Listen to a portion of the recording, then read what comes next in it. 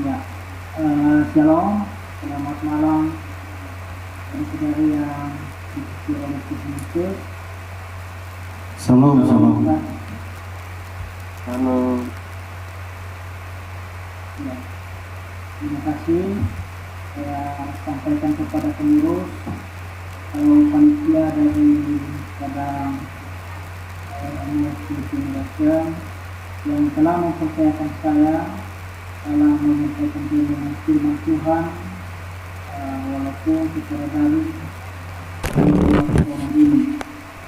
Karena baru pertama kali saya bergabung di forum ini, izinkan saya memperkenalkan diri. Nama saya Mati Buya dari Desa Enikapuji, ya, Nia Selatan. Saya adalah alumni Akademi Negeri Teknik dan Sistem Bina Muda Wilayawan wilayah Jawa Tengah. Setelah lulus dari sana langsung bergabung untuk melayani di situ.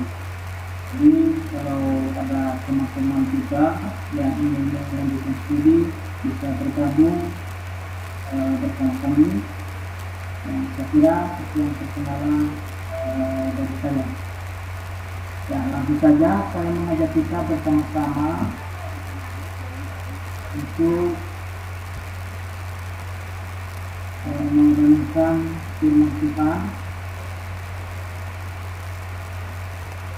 Firman Tuhan yang mendasari renungan kita saat ini.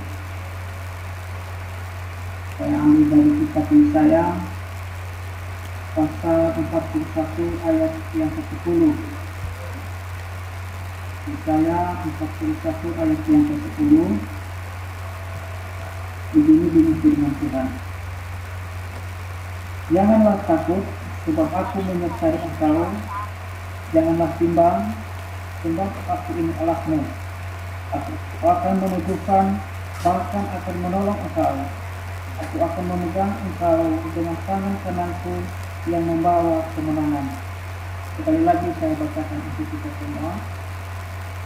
Janganlah takut, sebab aku menyertai engkau. Janganlah bimbang, sebab aku ini Allahmu. Aku akan meneguhkan, bahkan akan menolong engkau. Aku akan memegang engkau dengan tangan kananku yang membawa kemenangan.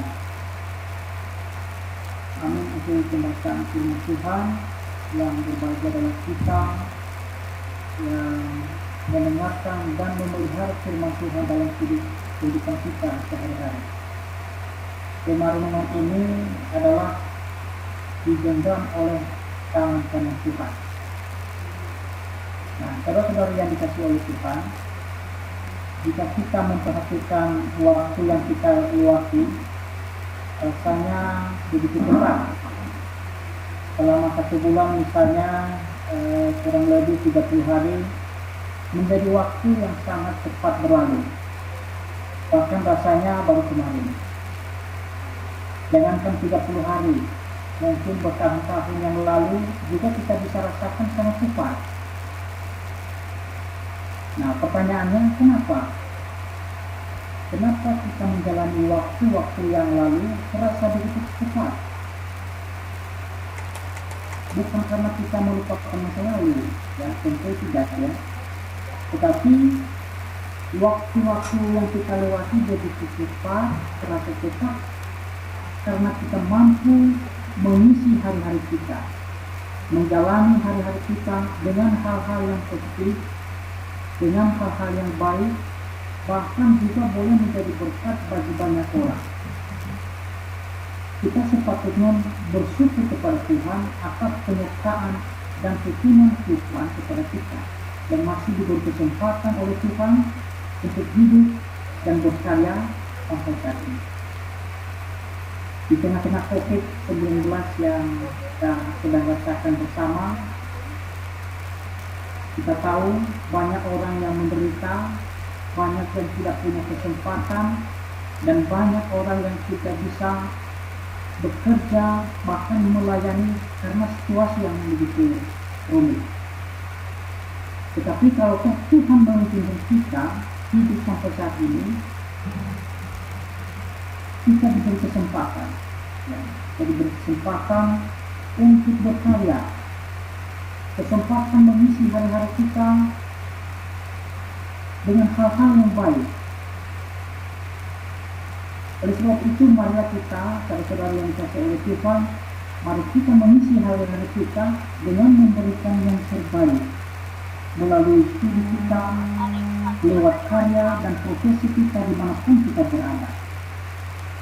Walaupun harus melewati tantangan hidup yang sulit sekalipun, kita tidak boleh lelah dan putus asa. Atau kita hanya berpangku tangan karena menyerah terhadap situasi yang mencekam, situasi yang sangat sulit, yang sangat susah. Kita tidak boleh berputus asa seperti itu, saudara-saudara yang dikasihi Tuhan. Sebab firman Tuhan mengingatkan kita saat ini bahwa ada Tuhan yang menggenggam kita. Amin. Kalau kita belajar dari latar belakang penulisan bacaan kita saat ini, kita dapat belajar dari pengalaman iman bangsa Israel yang mengalami pembuangan di Babel. Pembuangan berarti mereka ditawan, ya. Kalau bahasa sekarang mereka dijajah. Ya. Awal-awal mereka menjalani itu begitu sangat susah, sangat sedih, karena begitu banyak hal yang harus mereka adaptasikan dalam kehidupan mereka. Sebagai bangsa pilihan, mereka tadinya menjadi bangsa yang dipilih oleh Tuhan, menjadi bangsa nomor 1 di hadapan Tuhan. Sekarang mereka ditawan di Babel. Mereka tidak lagi seperti itu. Mereka tidak nyaman seperti dahulu kala. Ada kesedihan? Ya. Apakah ada kekecewaan? Mungkin. Atau ada yang mereka yang berputus asa? Bisa jadi seperti itu, saudara-saudara yang terkasih. Karena mereka harus hidup di dalam tawanan. Mereka hidup di dalam hidup yang dijajah oleh bangsa lain, yaitu bangsa Babel. Tetapi bagaimana kemudian Tuhan menghidupkan umat itu, yaitu melalui hamba-Nya Nabi Yesaya. Tuhan menegaskan sekali lagi bahwa Tuhan menekankan sekali lagi bagaimana ternyata Tuhan begitu mengasihi, begitu menyayangi umat. Kita membaca tadi pada saudara yang dikasihi oleh Tuhan, dikatakan jangan takut sebab aku menyertai engkau, jangan bimbang sebab aku ini Allahmu. Nah, kenapa Yehuda takut dan bimbang? Tentu sangat manusiawi karena situasi ini. Suasana mencekam yang memukul mereka, kondisi yang tidak sama lagi dengan yang lalu ketika mereka ada di Yehuda. Oleh itu, ini adalah yang dikasih oleh Tuhan. Tuhan mau menegaskan melalui Nabi Yesaya bahwa kasih karunia penyertaan Tuhan, pimpinan Tuhan tidak pernah berubah. Itu yang harus diyakini dan dipegang oleh umat ini. Saudara yang dikasih oleh Tuhan, bahkan dalam ayat yang kita baca tadi, Tuhan mengatakan bahwa aku akan meneguhkan, bahkan menolong engkau. Aku akan memegang engkau dengan tangan kananku yang membawa kemenangan. Artinya apa kan saudara yang dikasih oleh Tuhan? Artinya bahwa Tuhan tidak membiarkan orang percaya berjuang sendirian, tidak membiarkan orang-orang yang dipilih menjadi umatnya berjuang sendiri tanpa Dia. Kita harus percaya kepada janji Tuhan seperti yang kita baca tadi, bahwa Tuhan menggenggam umat itu dengan tangan kanan Tuhan. Kalau kita melihat, ini tentu bahasa yang dipakai oleh Tuhan, bahasa manusia, supaya umat itu mengerti bahwa Tuhan itu berjalan bersama mereka. Tangan kanan biasanya kita mengerti sebagai tangan yang kuat, itu mayoritas. Tangan yang dapat dipercaya, bisa diandalkan. Jadi saudara-saudara yang dikasihi oleh Tuhan, umat itu dipegang dan dipelihara oleh tangan Tuhan yang kuat. sesuatu yang sangat luar biasa. Kalau kita menerapkan ini dalam kehidupan kita sebagai orang percaya,